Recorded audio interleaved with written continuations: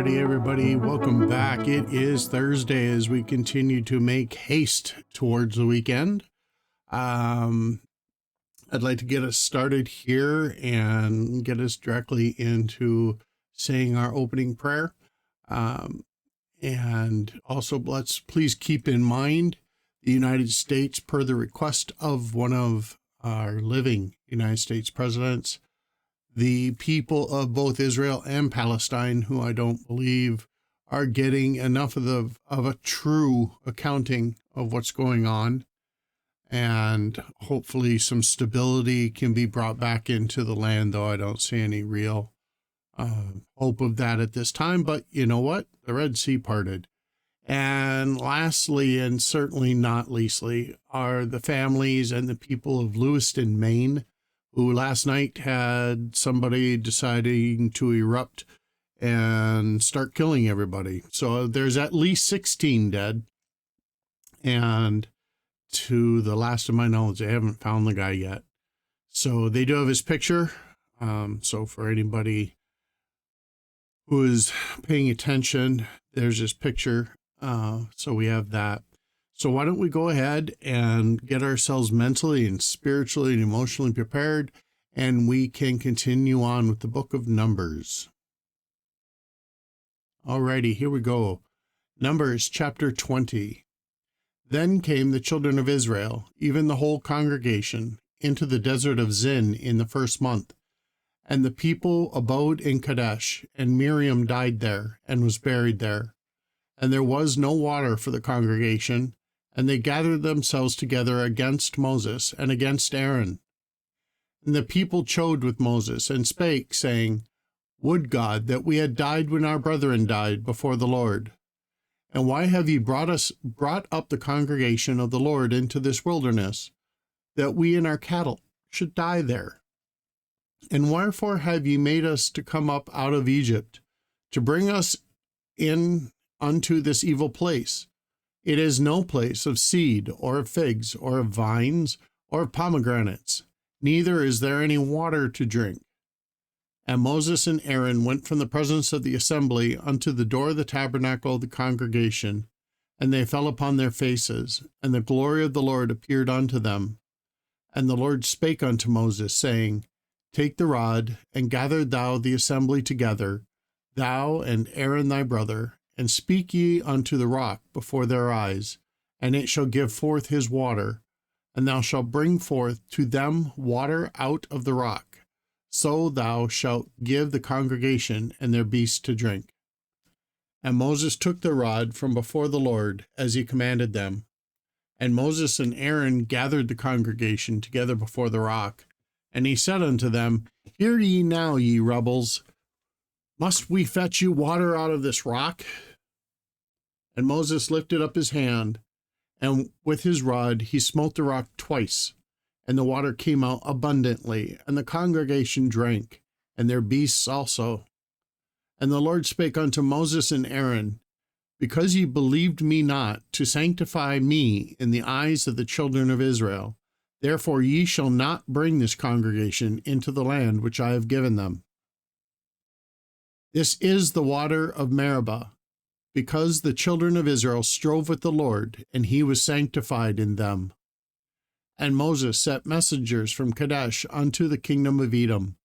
Thus saith thy brother Israel, Thou knowest all the travail that has befallen us, how our fathers went down into Egypt, and we had dwelt in Egypt for a long time, and the Egyptians vexed us and our fathers. And when we cried unto the Lord, he heard our voice, and sent an angel, and hath brought us forth out of Egypt. And behold, we are in Kadesh, a city in the utmost of thy border. Let us pass, I pray thee, through thy country. We will not pass through the fields, or through the vineyards, neither will we drink of the water of the wells. We will go by the king's highway. We will not turn to the right hand nor to the left until we have passed thy borders. And Edom said unto him, Thou shalt not pass by me, lest I come out against thee with the sword. And the children of Israel said unto him, We will go by the highway, and if I and my cattle drink of thy water, then I will pay for it. I will only, without doing anything else, go through on my feet. And he said, Thou shalt not go through. And Edom came out against him with much people and with a strong hand. Thus Edom refused to give Israel passage through his border, wherefore Israel turned away from him. And the children of Israel, even the whole congregation, journeyed from Kadesh and came unto Mount Hor. And the Lord spake unto Moses and Aaron in Mount Hor, by the coast of the land of Edom, saying, Aaron shall be gathered unto his people, for he shall not enter into the land which I have given unto the children of Israel, because ye rebelled against my word at the water of Meribah. Take Aaron and Eleazar his son, and bring them up unto Mount Hor. And strip Aaron of his garments, and put them upon Eleazar his son.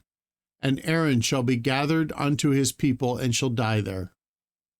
And Moses did as the Lord commanded, and then went up into Mount Hor in the sight of all the congregation. And Moses stripped Aaron of his garments, and put them upon Eleazar his son. And Aaron died there in the top of the mount. And Moses and Eleazar came down from the mount.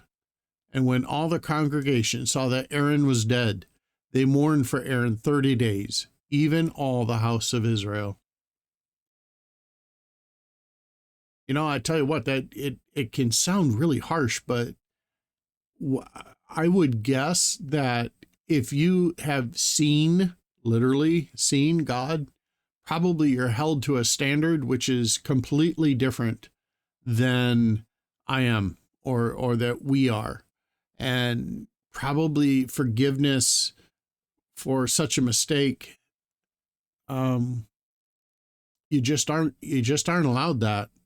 So it really seems hardcore, but it's no different than an adult and a child. There are things that adults just should not do, and we know it.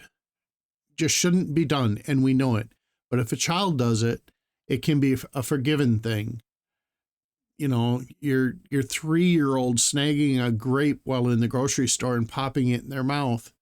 We see that as certainly not theft, which it is, but that's not how we interpret it, because the child is 3. However, when a 40-year-old person does it, certainly we see it differently. And I think that's what we're seeing is the same thing. Numbers chapter 21. And when King Arad, the Canaanite, which dwell in the south, heard tell that Israel came by the way of the spies, then he fought against Israel, and took some of them prisoner. And Israel vowed a vow unto the Lord, and said, If thou wilt indeed deliver this people into my hand, then I will utterly destroy their cities.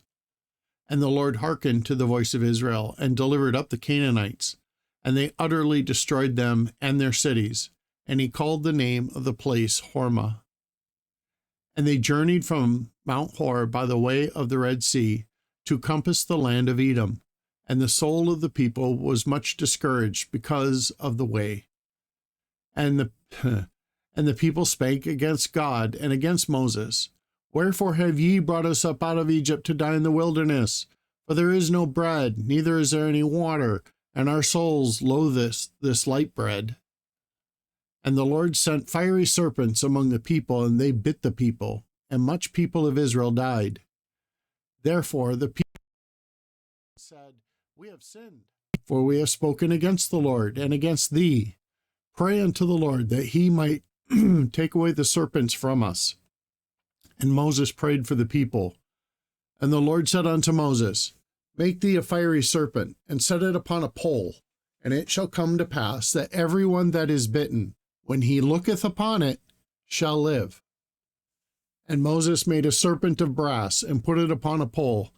And it came to pass that if a serpent had bitten any man, when he beheld the serpent of brass, he lived.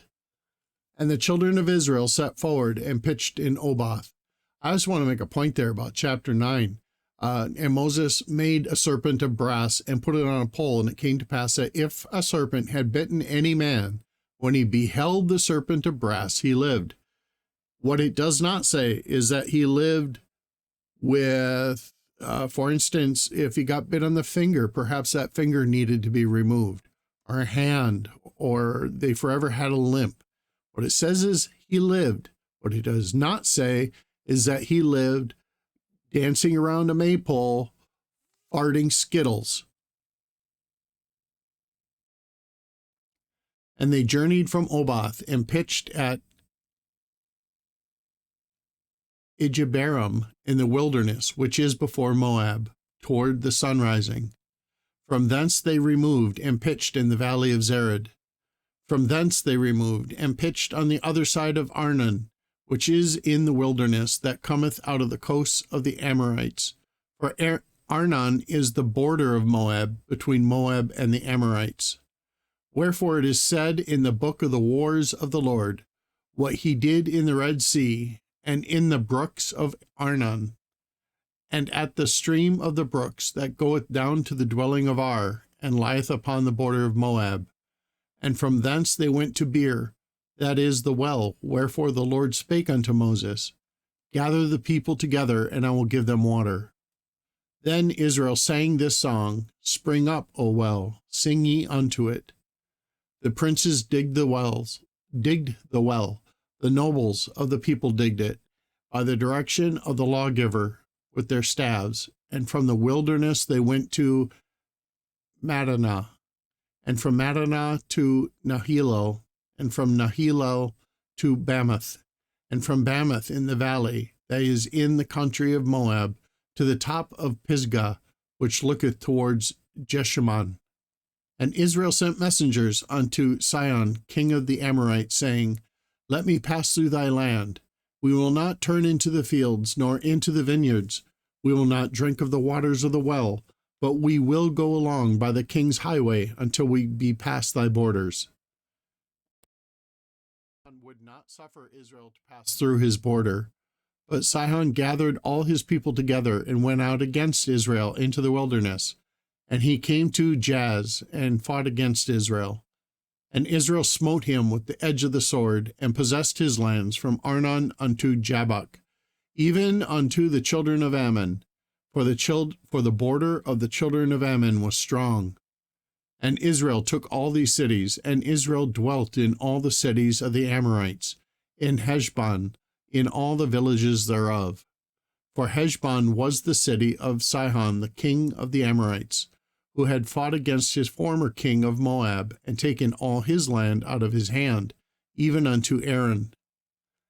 Wherefore they that speak in Proverbs say, Come into Heshbon, let the city of Sihon be built and prepared. For there is a fire gone out of Heshbon, a flame from the city of Sihon. It hath consumed Ar of Moab, and the lords of the high places of Arnon. Woe to thee, Moab! Thou art undone, O people of Chemosh! He hath given his sons that escaped, and his daughters into captivity. The Amorites. We have shot at them. Heshbon is perished even unto Dibon, and we have laid them waste even unto Nopah, which reacheth unto Medeba. Thus Israel dwelt in the land of the Amorites. And Moses sent to spy out Jazer, and they took the villages thereof, and drove out the Amorites that were there. And they turned and went up by the way of Bashan, and Og, the king of Bashan, went out against them, he and all his people, to the battle of Edrei. And the Lord said unto Moses, Fear him not, for I have delivered him into thy hand, and all his people and his land, and thou shalt do to him as thou didst unto Sihon, king of the Amorites, which dwelt at Heshbon. So they smote him and his sons and all his people, until there was none left alive, and they possessed his land. Alrighty, everybody, that will conclude today's reading. I hope you all have a fantastic Thursday. Let's keep our wits about us, and remember, God loves you.